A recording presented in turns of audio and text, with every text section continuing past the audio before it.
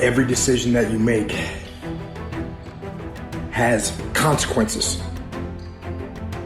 Are you making yourself better? Or are you making yourself worse? Are you moving forward or are you moving back? Are you making progress or are you stagnating? Every little decision you make counts. Most people go through life avoiding pain. And when you go through life like that, something in you dies.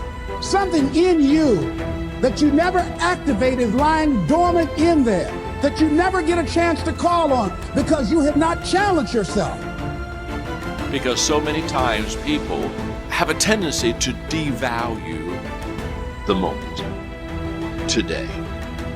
What they do is they greatly value the destination.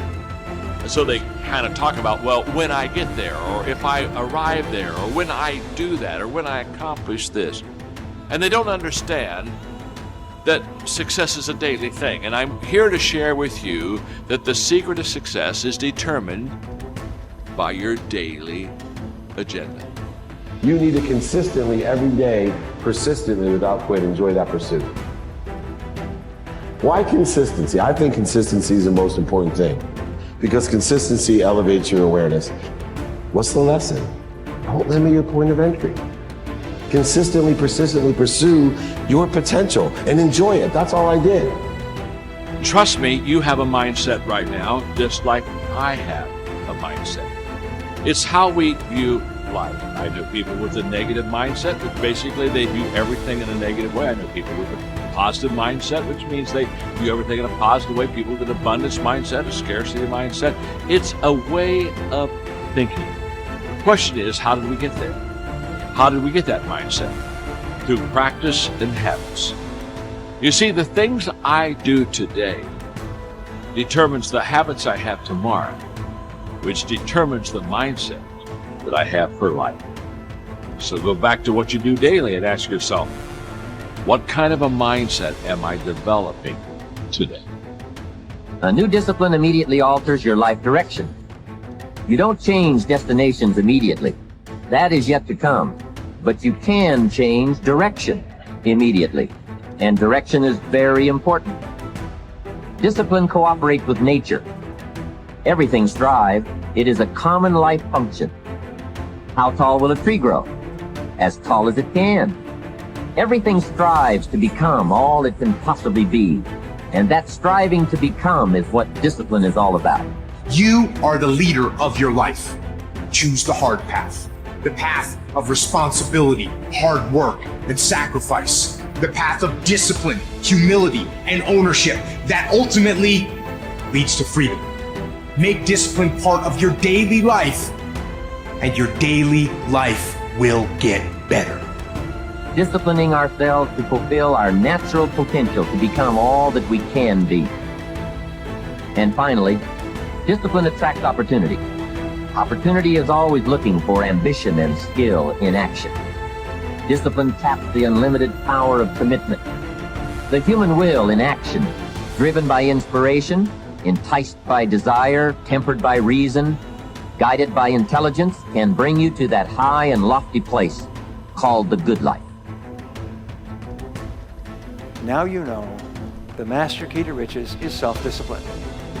And what we have found is that the most successful people have come to that conclusion as well, is that self-discipline is the master key to success.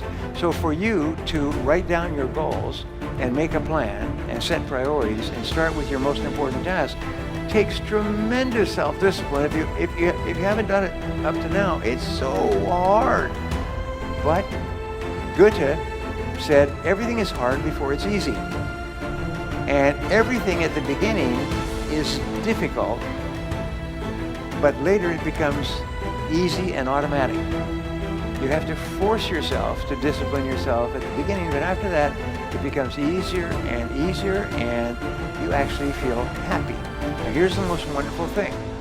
When you discipline yourself to start and complete a task or a part of a task, you feel like an athlete.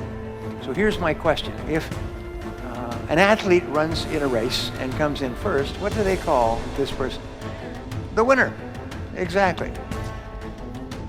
I've studied this hundreds, thousands of hours. What it says is that when you win, when you come in as the winner, your body releases endorphins, which are called nature's happy drug. They make you happy. And dopamine, which is a form of energy that you get from a positive experience. So when you complete a task, your body releases these drugs and you feel happy. So they call it, the psychologists call it nature's happy drug. If you want to be happy, just start and complete a task. And you get a zip. Wow.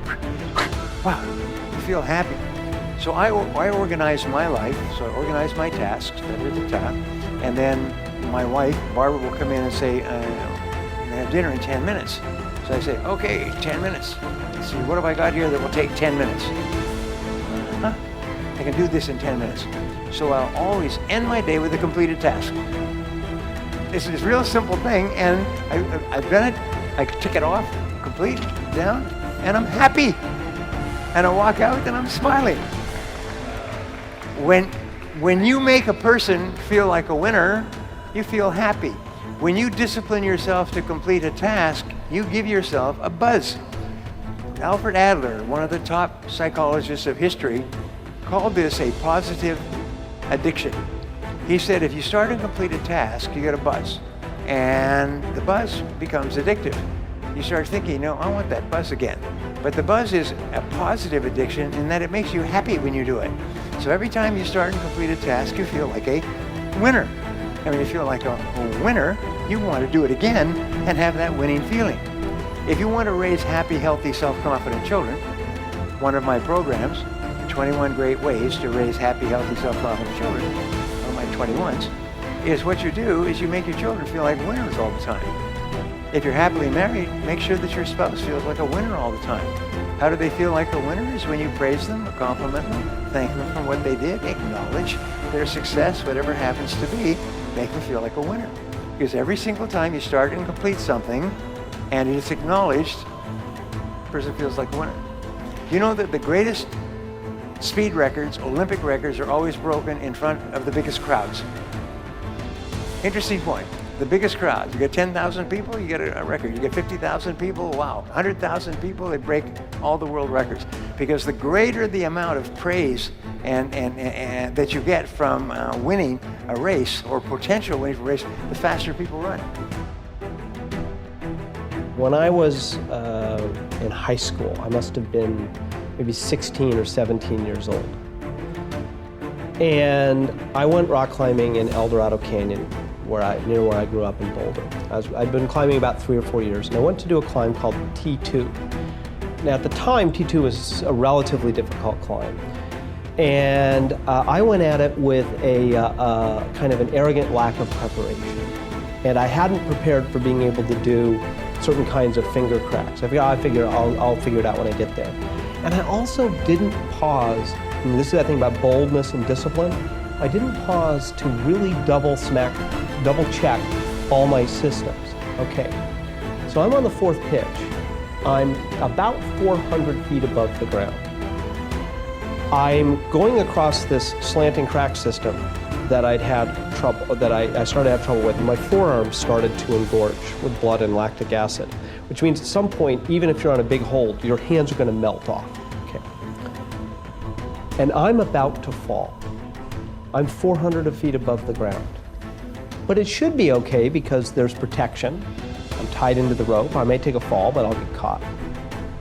For some reason, and to this day, I still don't know why, my brain triggered that I should look at my knot. And I looked down at my knot.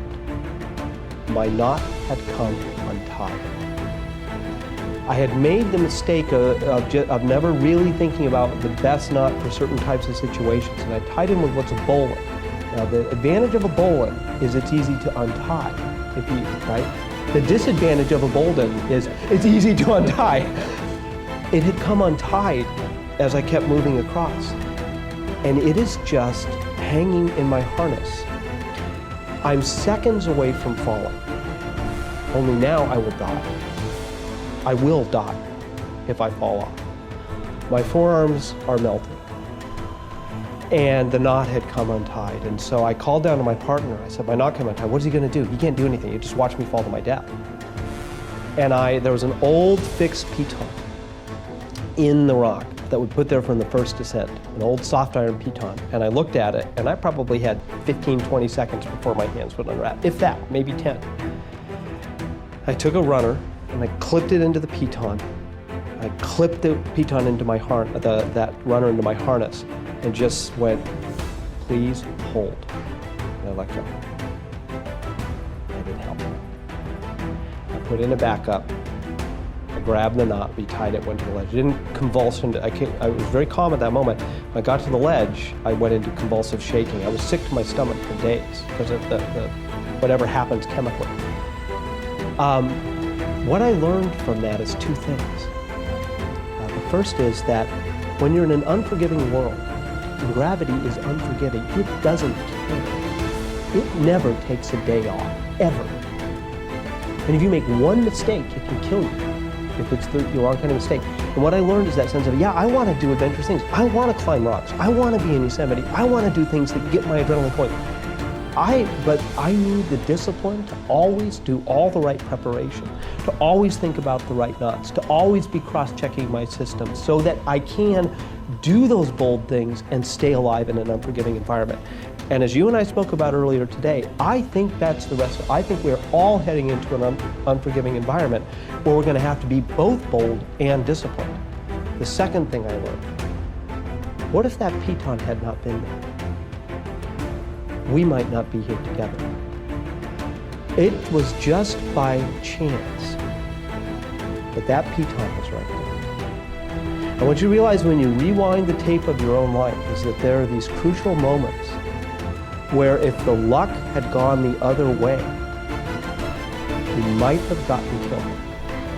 And so what you have to do is to always be putting those extra disciplines in place, because I was lucky to live. And what I took from that is I never want to have to be lucky to live again. I want to live because of my discipline, not because of my luck.